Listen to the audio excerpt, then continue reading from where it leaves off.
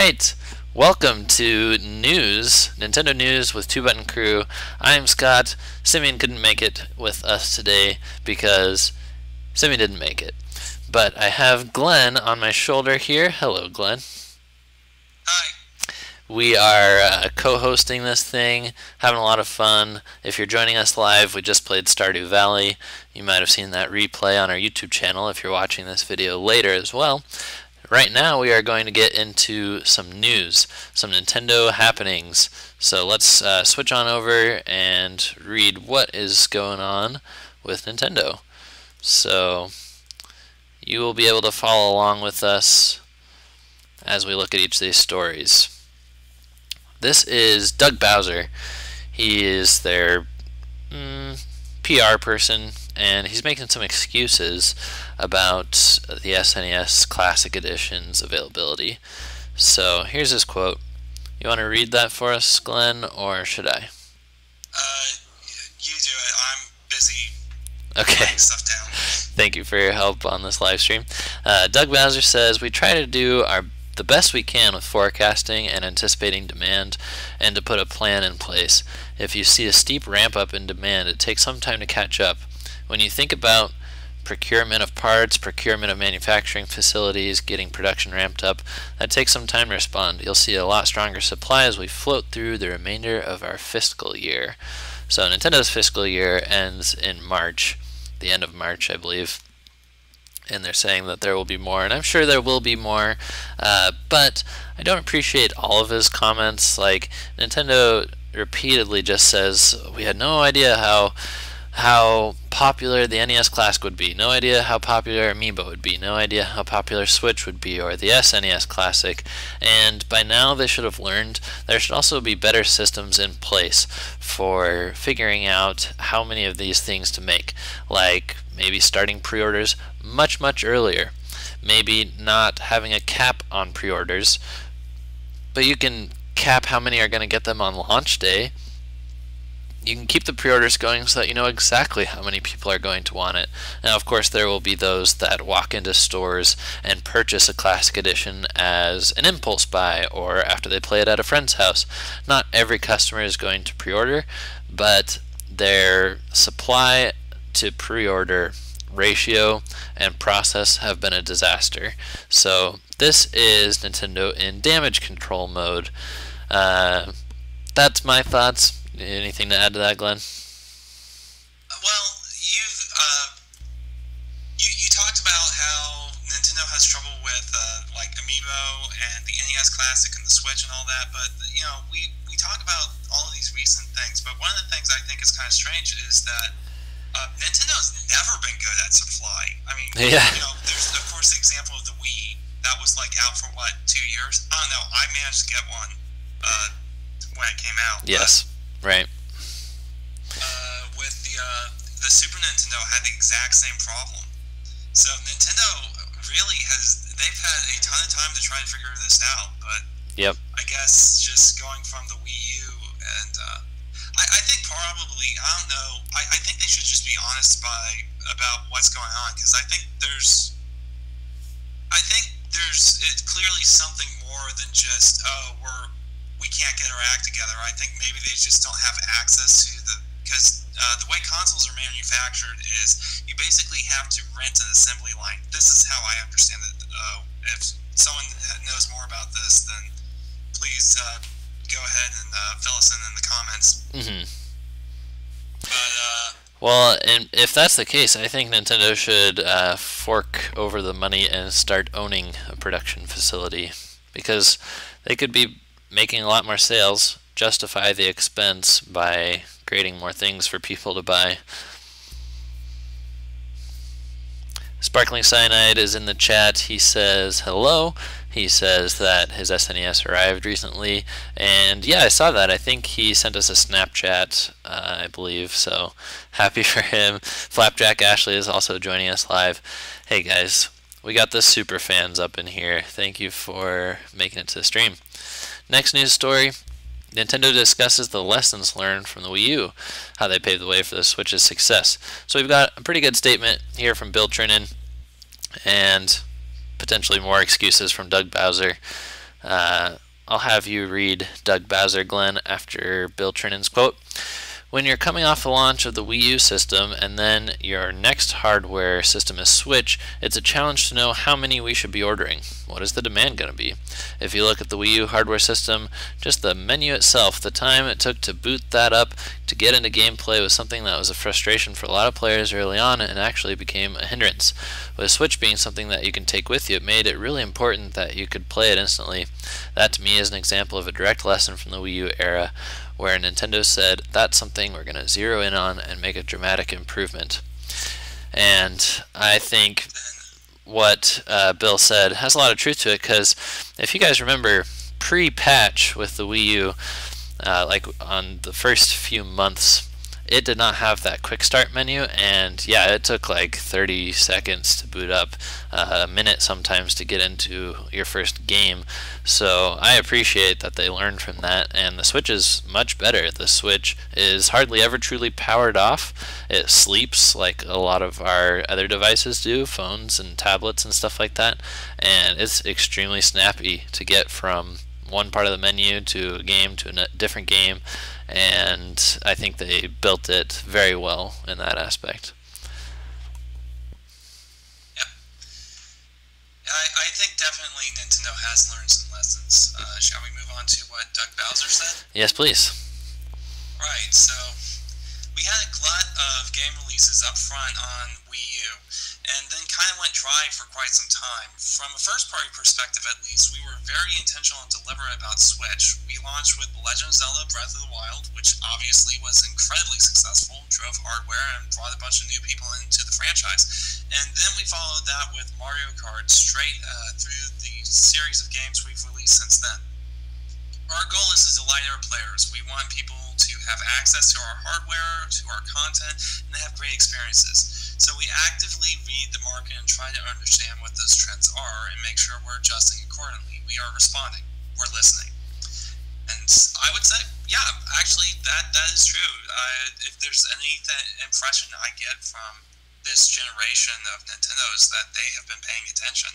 I mean, they're still doing some stuff weird, but it's Nintendo. So this part, I'm highlighting a section that I'm not sure if it's actually true. We had a glut of releases on Wii U up front. There were like 30 games at launch, which is a ton for a console at launch. Typically you have like, I don't know. Okay, well, 7. I suppose people, like developers, may have been excited that the next Wii was going to happen before finding out it really wasn't, but Nintendo's efforts as far as first-party titles, those I felt were slim at the beginning. They had 2 launch titles, Nintendo Land and New Super Mario Bros. U. Yeah, and that's definitely true. Nintendo's first-party showing was not great. Well, let's move on to some happier stuff. We have this really cool Patreon page we wanted to point out for you guys. Team VU Engine creating Nintendo Virtual Boy software. So far, they have a little bit over $300 a month, and it's headed up by George and Chris, who love creating software for the Virtual Boy. I know that this is going to make our own Ryan Van Leer extremely happy because he actually owns one. But they've created a development environment to make it easier to make these games. Each of these that I'm hovering over here are YouTube videos, trailers of these software. I love Snake. Let's take a look at Snake here.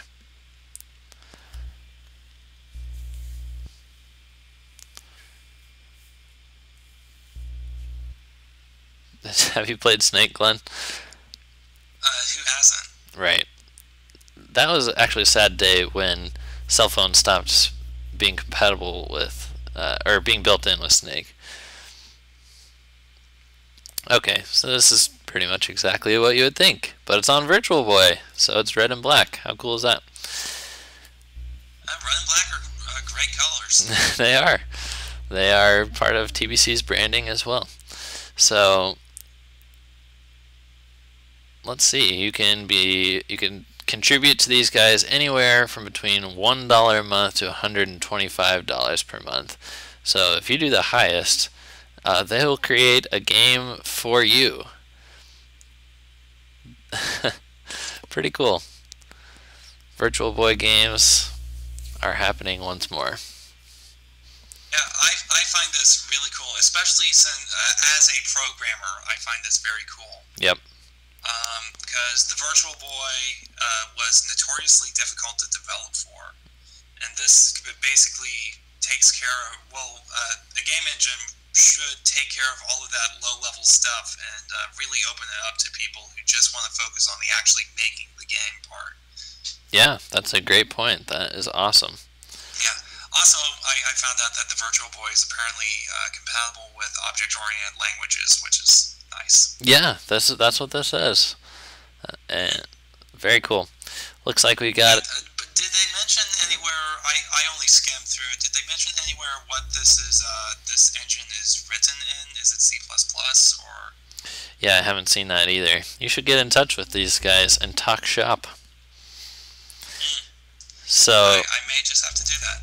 If you're watching live, give us a shout out in the chat so that we can read your name and your message out loud here as we look at our. We have a lot of comments. Do you want to just move on to the next one and read the comments at the end? Yeah, that sounds good. Okay. Let's talk about Sonic Forces. So 720p is a step down from full HD, and that is what it's going to be in handheld, which is to be expected, but also docked, so that's not as fun. Now, there's another discrepancy between the version that Switch is getting compared to the other platforms.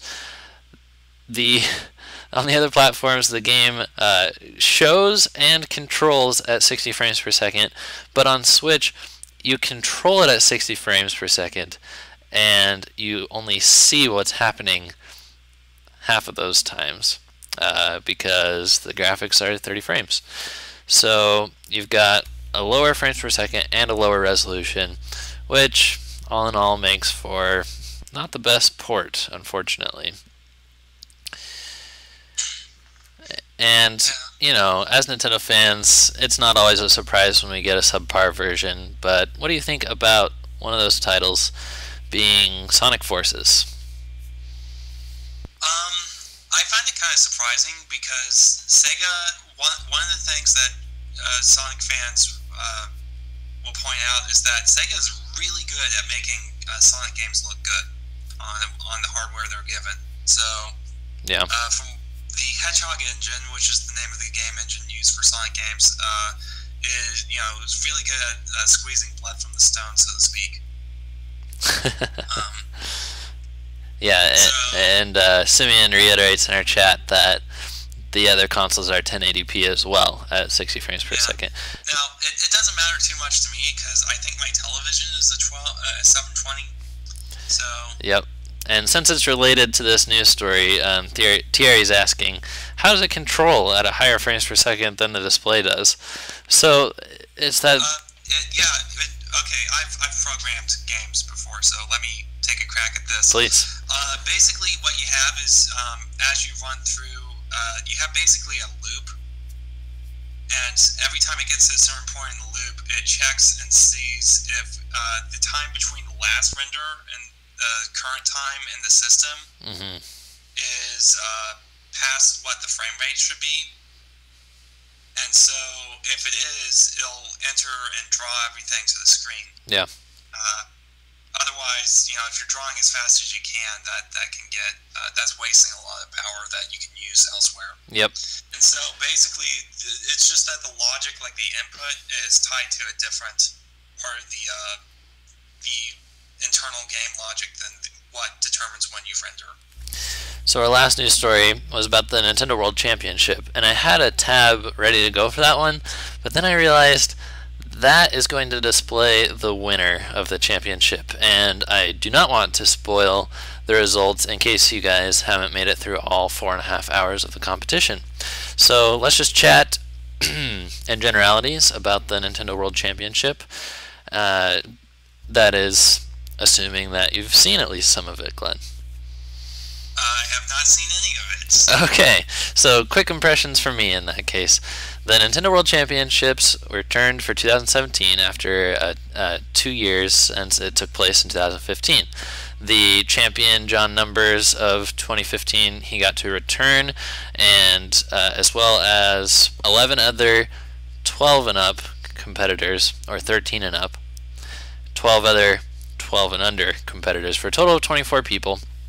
So this was, it looked pretty fun. I didn't get a chance to go to one of the 6 qualifying locations or something like that, but players who placed well at Best Buy in Mario Kart 7 on the 3DS got a chance to go be competitors. There were 2 other people waiting in the wings to compete in case anyone happened to any of the top 24 people, so that's kind of cool. They got to go but not compete. They were so close. And then they had a famous wrestling lady. They had Asa Butterfield, who plays, like, I don't know, some Ender's Game. And overall, lots of really good competitors. But the part that you really watch for are the games, because you never know what Nintendo is going to bring to the Nintendo World Championship. When this happened 30 years ago, all they had was the NES, but when they brought back the World Championship in modern days, there's not just modern games. They can really go to any point in their backlog, which I'm glad for. They're not just promoting Switch games. They brought out Game Boy players used on GameCubes, link cables. They brought out, they brought out all sorts of old games and mixed it in with new stuff as well.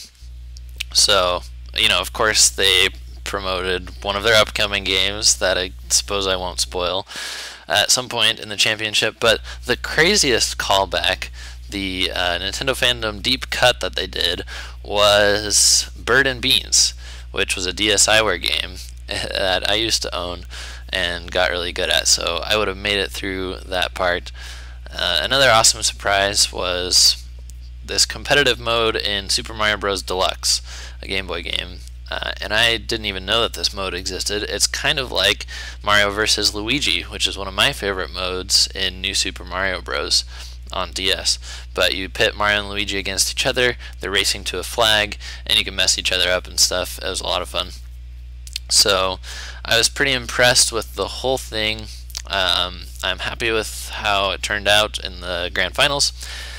And most of all, I'm impressed by the Nintendo Treehouse employees. They are suddenly like professional commentators, just like you'd find at any sporting event. So they did an awesome job keeping up with the action, helping viewers keep track of which player was doing what, and I thought that they handled it awesomely. So they need a raise.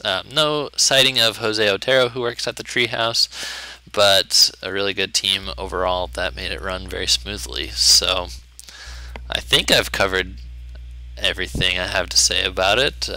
Any questions for someone who's watched it, Glenn? Let's see. I have to go through the chat real quick. Are you planning on seeing it yourself? It's 4 hours, and honestly, no. Yeah, it's super long. I will happily admit that I watched it in double speed, which I recommend to anybody who wants to make it through all that footage. Because, yeah, it ran long. That's the one criticism of the event. It was supposed to be 3 hours, which is long in itself, and it went for over 4. So you gotta watch it in faster speed. Alright, so Thierry says, I only saw some random Breath of the Wild shield surfing competition. Yeah, that was a good way to bring what is the most popular Switch game that happens to be single player and make it competitive. So, oh, I forgot one other highlight. Definitely the Donkey Kong Country Returns minecart competition. That was a real nail biter. That's all, I guess that's all the news we have for you guys this week. So we're going to cover what happens in the world of Nintendo live next week. Watch our social media to see where we are when we are going to be streaming. And other than that, I look forward to seeing you guys next time. And I have a call to action for you. That is, I would like you to comment. So comment if you're watching live what your favorite news story was, or if you're watching our video recording, we'd love to chat with you in the comments as well. So thanks for watching. Thanks for being a part of the crew. And why don't you say goodbye for us, Glenn?